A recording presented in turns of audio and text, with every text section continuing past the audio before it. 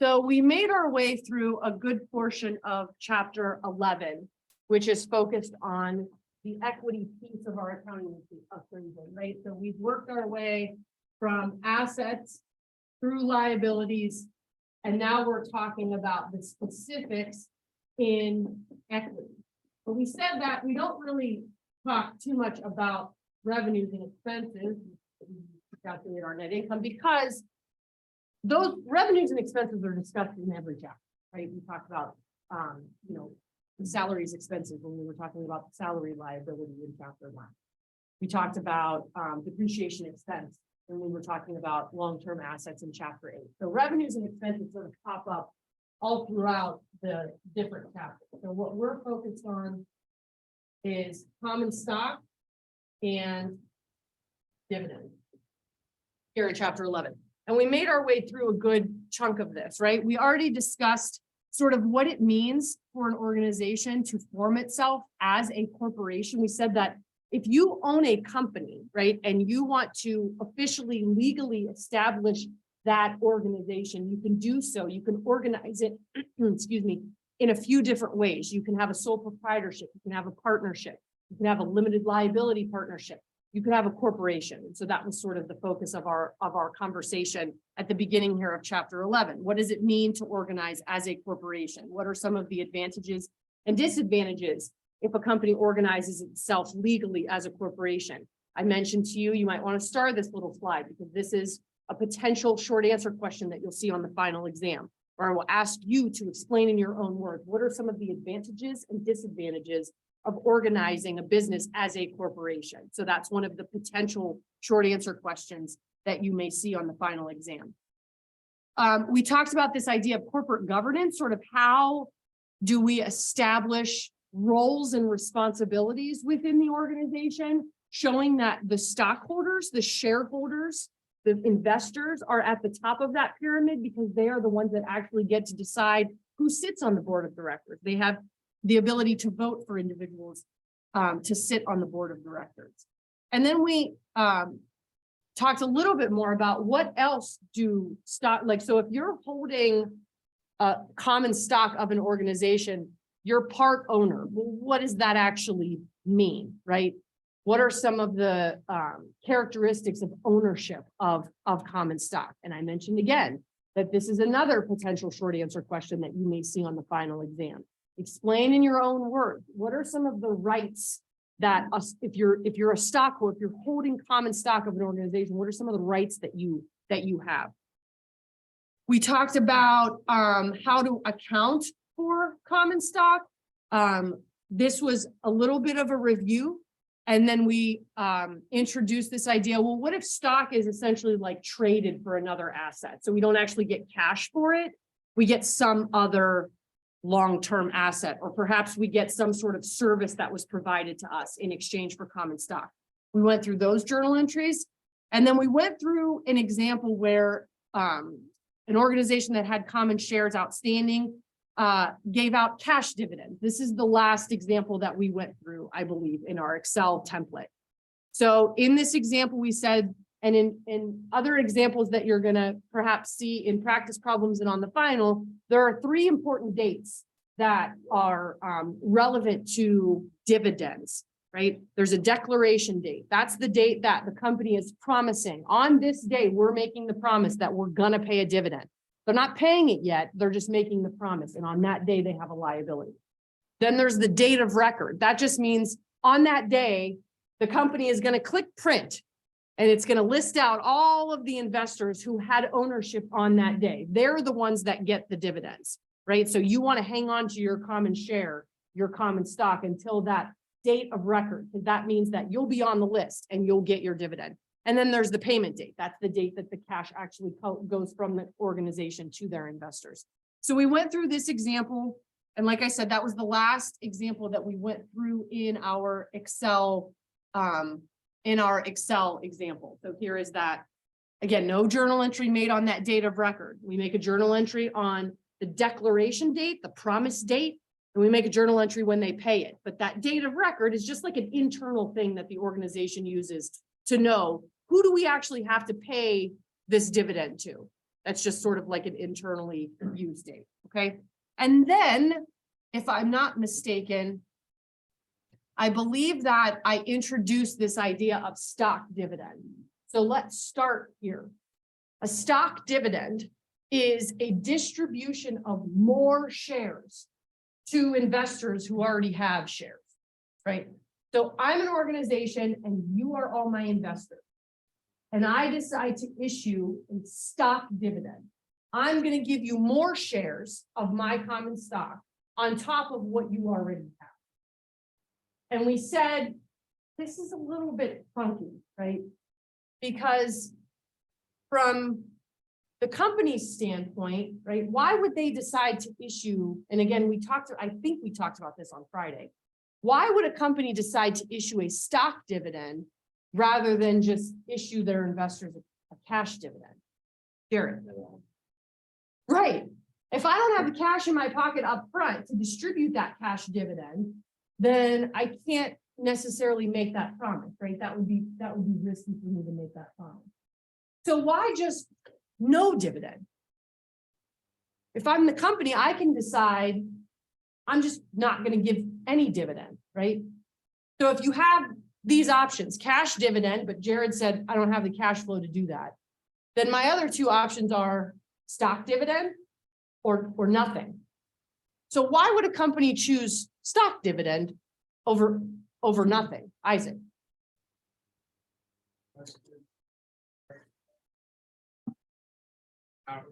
Right. It's that, I think I referred to it as a smoke and mirror show and I have two sleeves on today. That smoke and mirror show, right? Where the company is doing a little trickery when it comes to their relationship with their stockholders, with their investors, right? If all along I've been giving cash dividends and then all of a sudden I give you nothing, right? That's going to be generally a red flag. Why don't they have enough cash flow, right, Jared? Why don't they have enough cash flow to actually pay a cash dividend like they've done in the past? So this stock dividend can kind of maybe be a placeholder for a little bit. I'll tide you over with a stock dividend. And then when I'm able to, I will declare another cash dividend, right? And so you as an investor, though, are at least getting something. You're getting additional shares. And then what happens is, right, Jacob had 10 shares. Now he gets 5 more in my stock dividend. So now he has 15. The next time I declare a cash dividend, you get that dividend, Jacob, on 15 shares instead of 10, right? So in the future, it could be beneficial to investors if they had a stock dividend previously, because then they have more common stock, and that dividend then starts to accumulate a little bit higher. Okay. So there are different accounting rules when a company issues what's known as a small stock dividend versus a large stock dividend. Okay. A small stock dividend is typically identified as less than a 20% additional set of shares that are going to go out into the investor's hand. Okay. Small stock dividend. That's the only accounting that I'm going to walk. I just want to show you an example. It's not anything that is going to be super duper important. And we're not even going to talk about large stock dividends. I just want to show you what a journal entry would look like for this. So if the company has 10,000 shares of common stock outstanding, that's how much they already have, right? The investors are already holding 10,000 shares of common stock outstanding. And on December 31st, the company declares and distributes a 10% stock dividend when the stock had a current market value. So it's actually selling in the marketplace right now for $15 per share, right? That's the information that we can take and create a journal entry in our accounting records to account for this small stock dividend. So that should be the last tab that you see in your Chapter 11 Excel spreadsheet. So if I had 10,000 shares, bless you, already outstanding, and I'm going to issue a 10% stock dividend, that means I take the number of shares that I already have outstanding, 10,000, and I'm going to multiply it by the stock dividend percentage, 10% is given to us in the problem. That means that I'm going to have 1,000 more shares. This is not money yet. This is shares. 1,000 more shares out in my investors' hands. 10% added on to what's already outstanding. Does that make sense? So there's already 10,000. I'm going to put 1,000 more shares out in the investor's hands. Okay. But shares don't help me with journal entries. Does anybody need to see that again? I saw some sort of squinting eyes. Everybody cool with this? It's just the 10,000 times 10%. But shares don't help me because journal entries have to be in money. Journal entries have to be in dollars and cents. So what I have to do is figure out how much are those 1,000 more shares that I'm distributing as a dividend, how much are they worth, right? And the best way to know how much the shares are worth is to see what they're trading for in the market, right? Remember, the stock market is a very fluid, ongoing situation.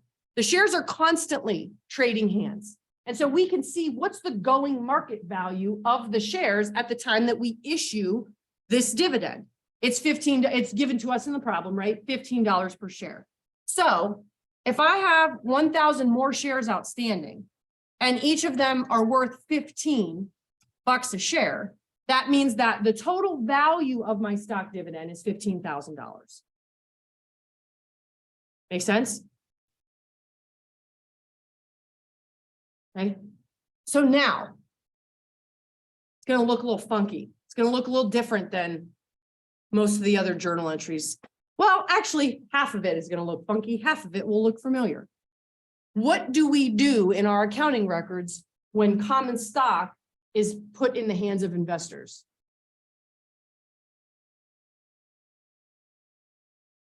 Increasing equity with a credit to common stock. That's going to be the first part. So just like when you sell common stock, you credit common stock. That's exactly what we do in this entry. More stock is now in the investor's hands, $15,000. Okay. So now we need a debit, also at $15,000.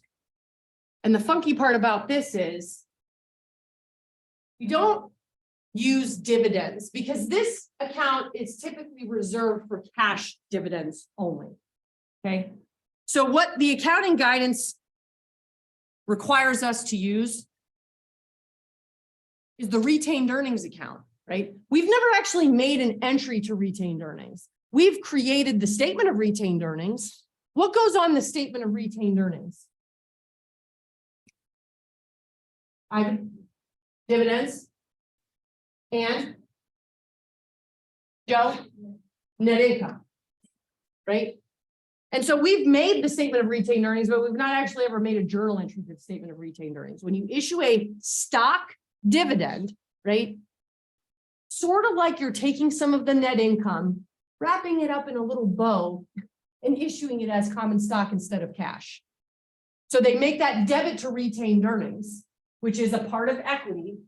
It's making our equity go down a little bit, but our equity also went up because of the increase to common stock that's outstanding. So as far as equity is concerned, we're all square. It went up a little bit because of the common stock that's now outstanding. And then it went down a little bit because we had to take some of our retained earnings out to actually issue that stock dividend.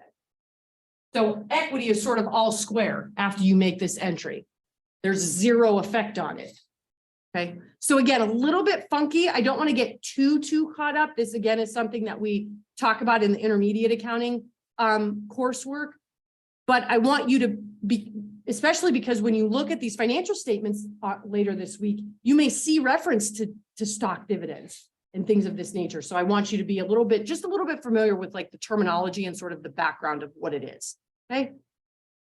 Any questions about that? Stock dividends? Okay, so I think we mentioned this before, that companies can have different classes of stock, okay? The one that we are talking about, the most commonly known type of stock is common stock. It represents general ownership of an organization. But a company can also issue out in the market and sell to investors preferred stock. And preferred stock typically gets preferential treatment. That's why it's called preferred stock. gets preferential treatment in two areas. Excuse me. Number one, preferred stock gets dividends before common stock does. Okay.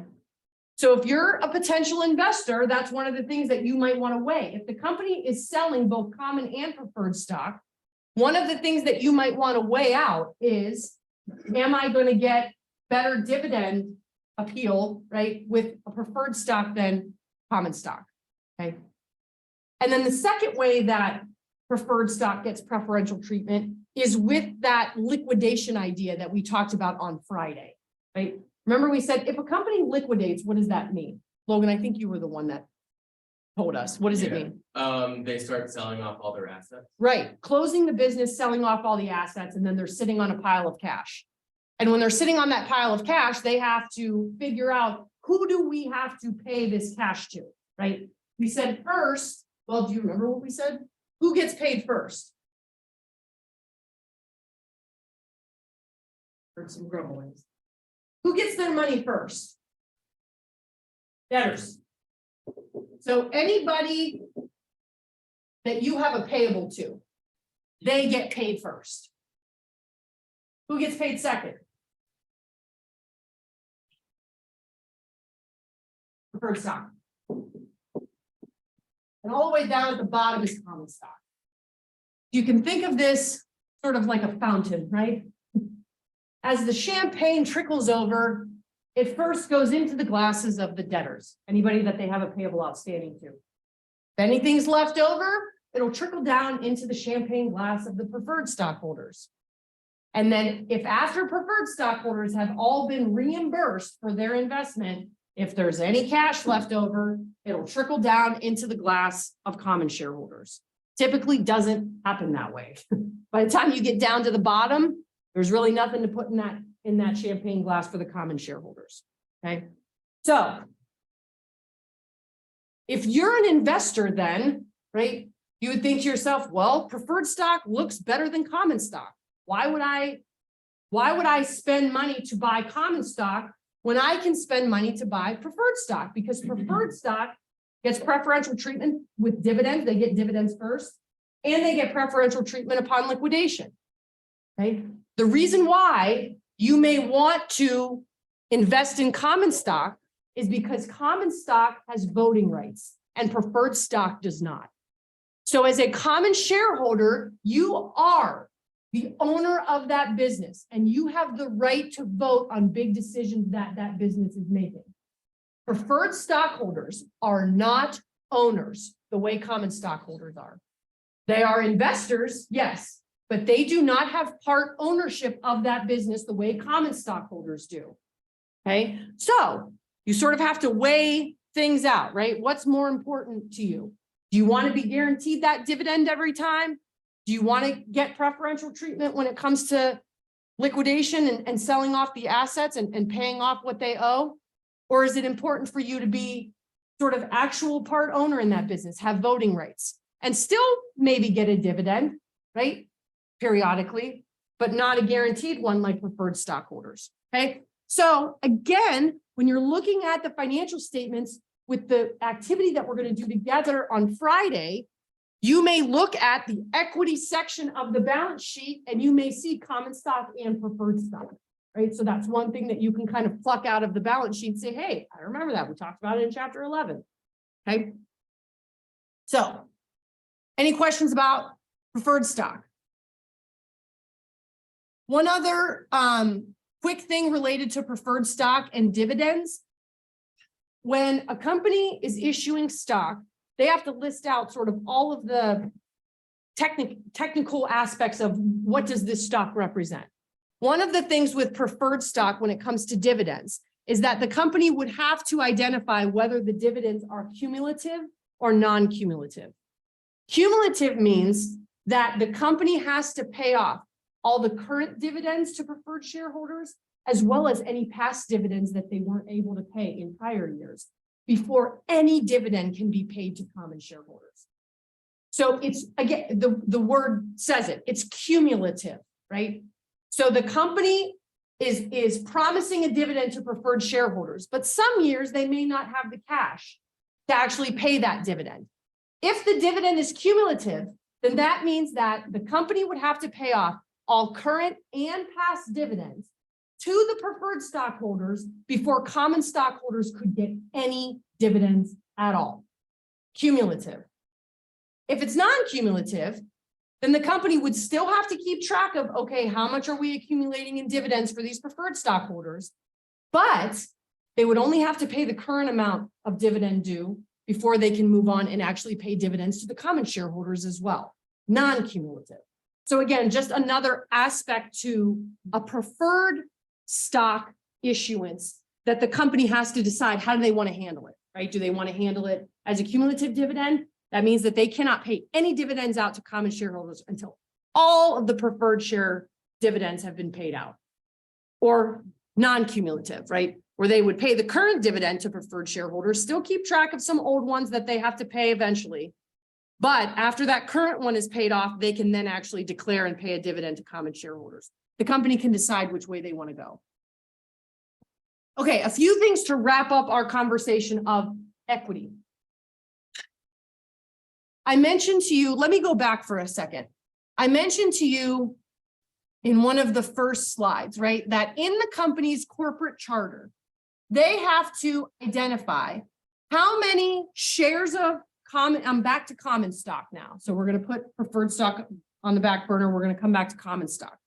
How many common shares do we want to be authorized to sell throughout the whole life of our business? So we're not selling all of these now.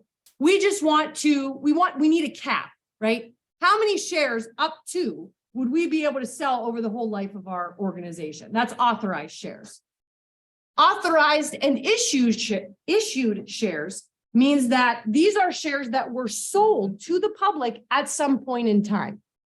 And then authorized, issued, and outstanding shares are the amount of shares that are currently out in the investor's hands right now. They are outstanding. They are in the investor's hand. Okay.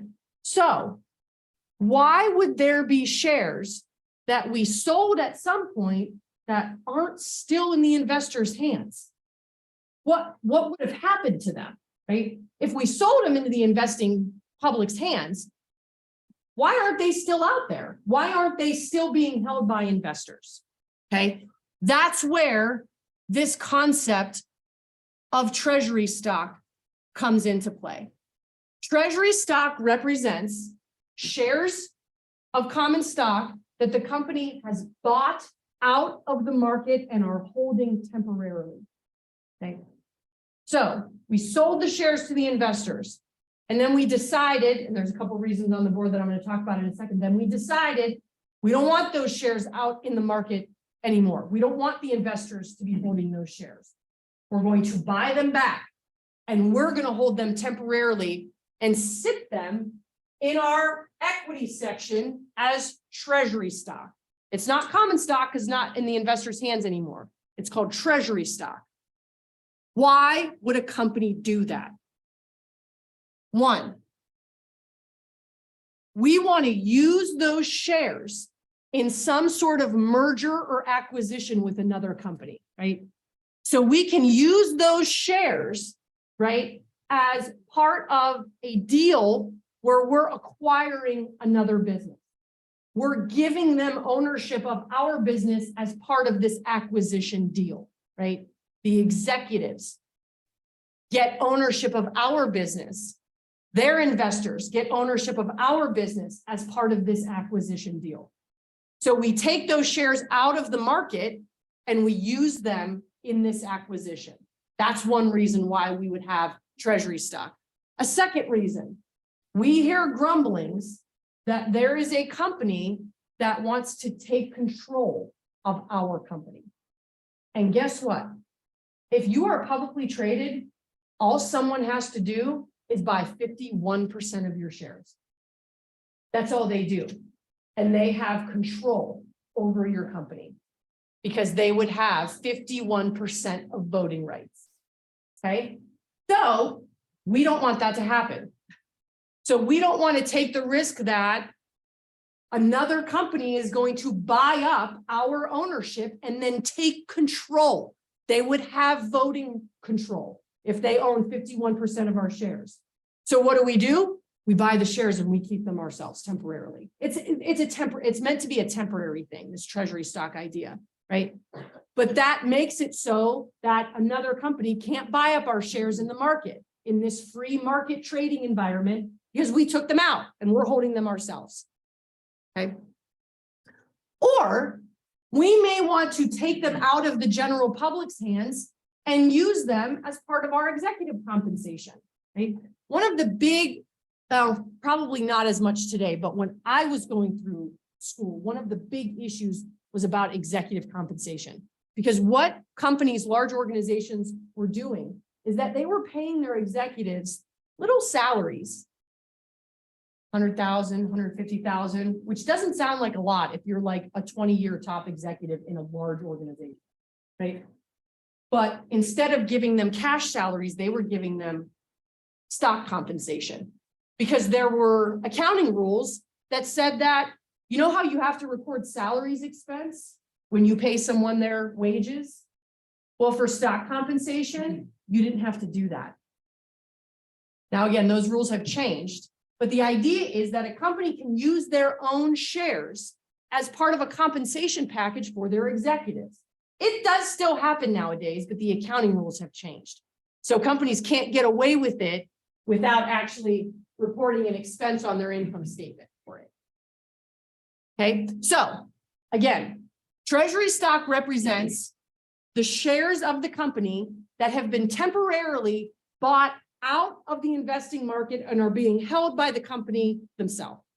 And again, a few reasons why a company would want to do that, right? We want to avoid sort of a hostile takeover of control of our organization. So we take the shares out of the market. We want to use those shares in some sort of deal to acquire or merge with another organization. So again, we buy the shares out of the market and we hold them ourselves. Or maybe we just want to include them as part of our compensation packages for our employees. We buy them out of the market, we hold them temporarily, and then we plan to distribute them to our executives or other employees. Okay, so treasury stock. Again, just conceptually, we're not going to go through journal entries or anything, but just conceptually wanting to introduce you to this idea of treasury stock. And with that, you can see, right, that equity becomes a little bit more complicated than what we've previously been talking about. You're not going to be required to prepare a statement of equity that looks like this.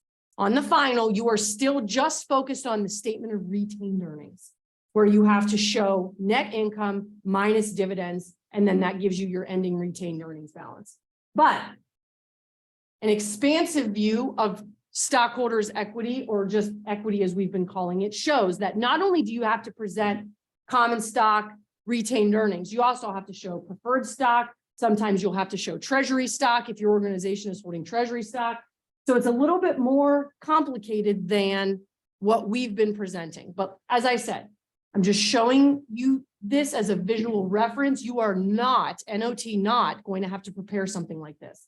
You are just going to prepare those three statements that we've been talking about. Income statement, the very simple statement of retained earnings, and then the balance sheet.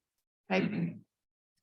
And then finally, I mentioned that one of the more commonly used financial ratios is one that's called earnings per share. Okay. And so what earnings per share essentially does is allows us to compare income figures for larger organizations and smaller organizations. Because instead of looking at total income generated, it takes the income and divides it by the number of shares that are outstanding.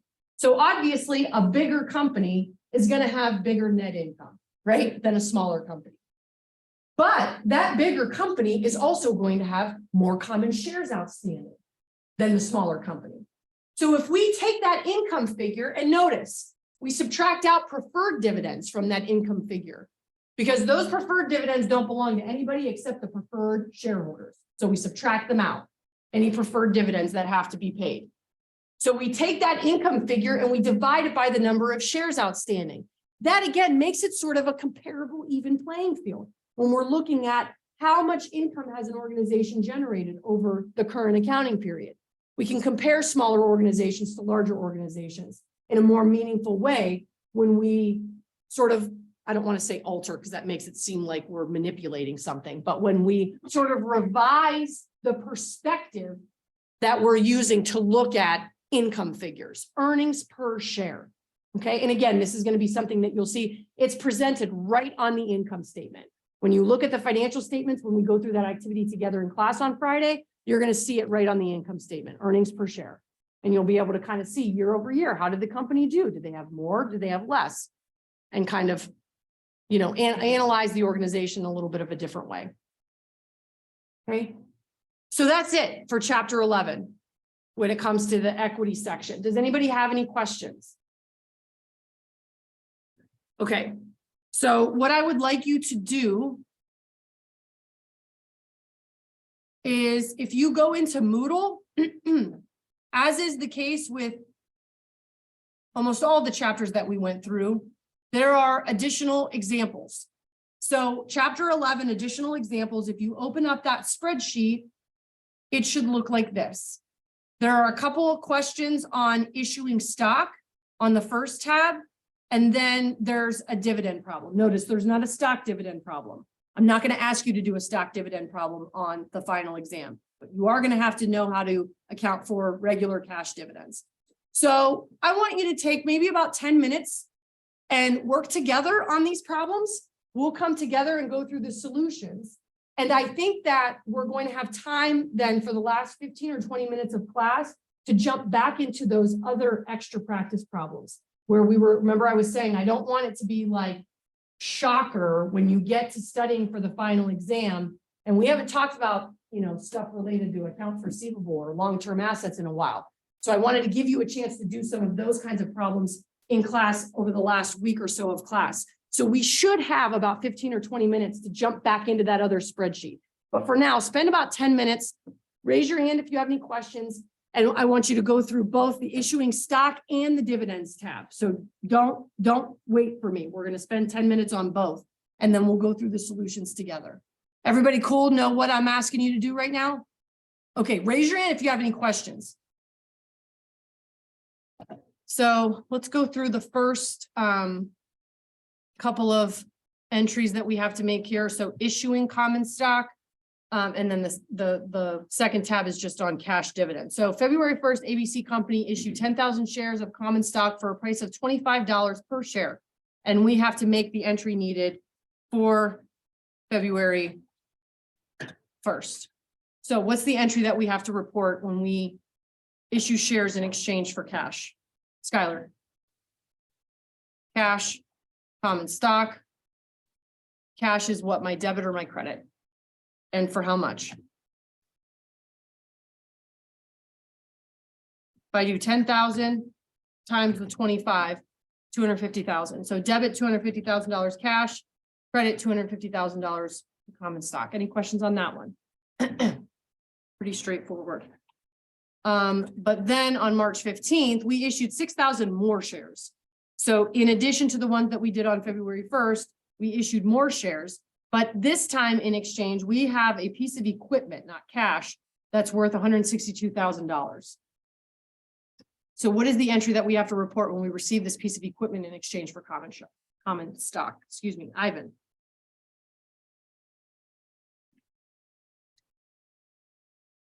Yep. What's equipment, our debit or our credit? For 162. And in this one, I made it easy, right? In the example that we went through in class, you actually had the value, bless you, of the common stock as well as the value of the equipment. We said in this sort of barter, bless you, situation with common stock, you have to account for the value of what you received. When you're talking about an exchange of something for common stock, right? Something other than cash.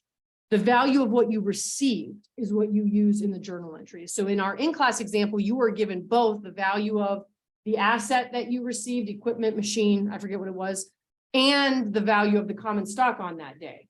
But we don't have to worry about the value of common stock on that day. It's just the value of what you received is what you use in the entry. Okay, any questions on that first tab? All right. So the second tab, on December 1st, Armenia Incorporated declared a $1.50 per share dividend on its $120,000 shares that were outstanding at the time. The dividend will be paid to shareholders of record on December 5th, and the payment for the dividend, excuse me, will be made on December 31st. Prepare any necessary entries for the month of December. Make sure to put the dates. So what's the first date that we have to make a journal entry in the three that we're given here? Joe, December 1st, because on that day, what happened? Oops. We declared the dividend, right? So are you telling me the journal entry too? Okay, go ahead.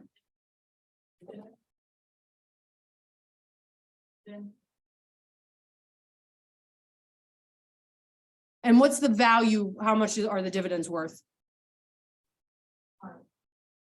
If I do 120,000, that's how many shares I have outstanding, right? And each one of them is going to get $1.50, 1.5. $180,000. That's how much of a cash dividend that I'm going to distribute.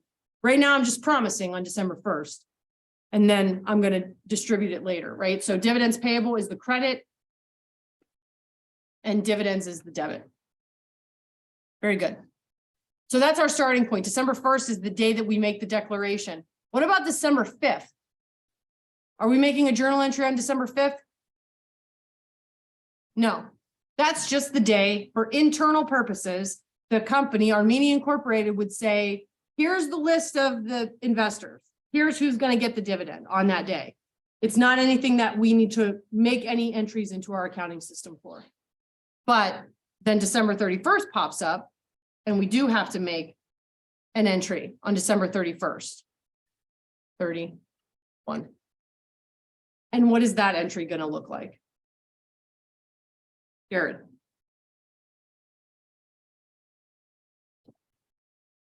That's what we just did here. Oh, that's what I have. So on the day that you make the payment, perhaps I did it incorrectly in class.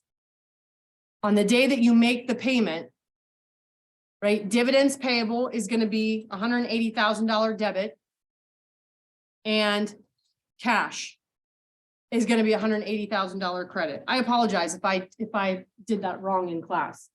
So the day that you declare the dividend, right, you debit the dividend account, that's decreasing equity, and you use dividends payable as your liability. That's the declaration date. That's the promise that that's the date that you're making the promise.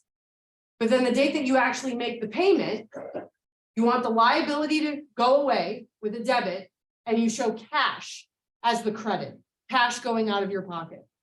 So if that is confusing, please make sure that you let me know if we need to go through that again, okay? Either now or in a future class period. And I apologize if I screwed it up when I talked to you about it. Okay, but does anybody have any questions? Jared, does that make sense? Okay, does anybody have any questions about that?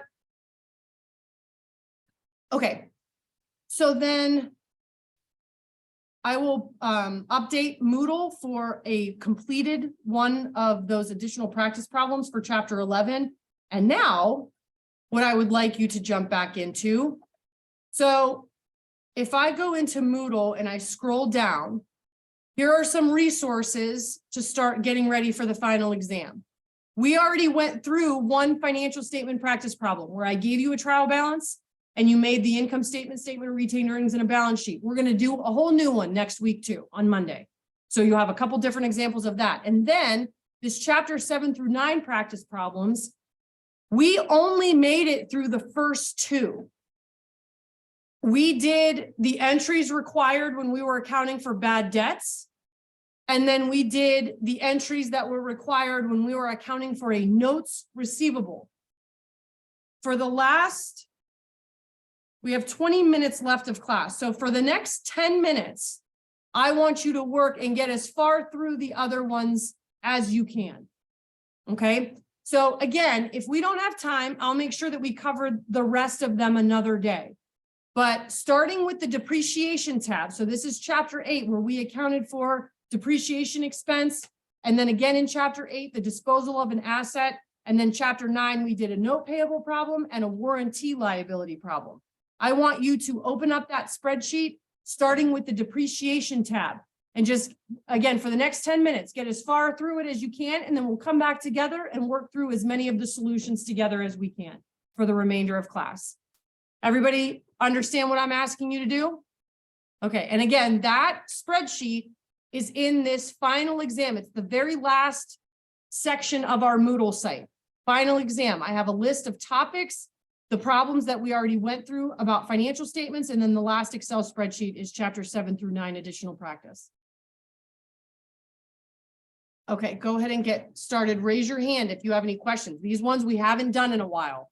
The disposal of the asset, the depreciation, we haven't done that in a few weeks. So make sure that you raise your hand if you have any questions.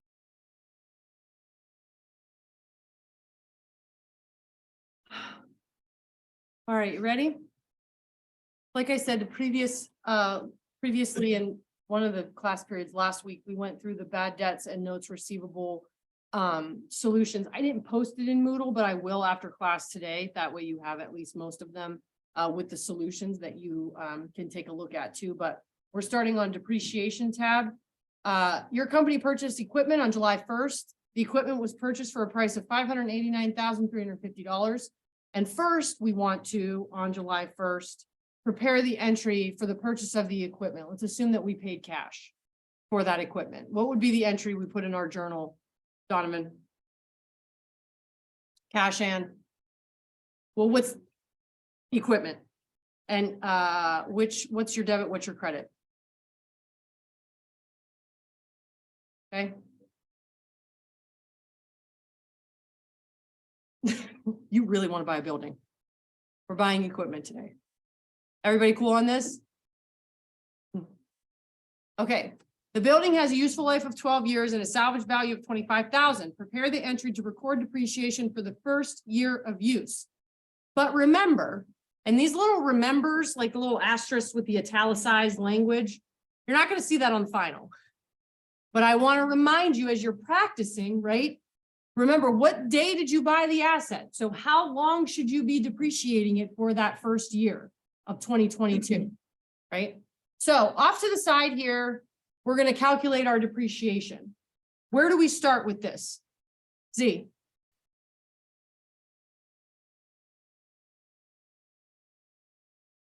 Okay, so cost is $589,350 minus the salvage value, $25,000. And I'm going to put that in parentheses because I'm telling Excel, do this first. And then what was it, Z? Divided by the useful life, 12 years. So $589,350 minus the $25,000 salvage value divided by the 12-year useful life. And that gives you about $47,029. And that represents annual depreciation. But how long did we use the asset during 2022? Ivan, 6 months. July, August, September, October, November, December, right? So I'm not going to depreciate for 12 months. I don't need annual depreciation. I somehow need to turn that into 6 months of depreciation. So now what do I do? Shanti.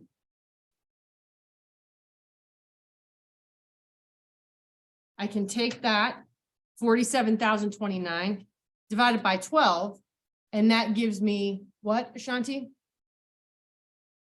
Monthly depreciation. And then times 6, right? Now for this one, you could have just taken the 47,029 and done what? Divide by 2.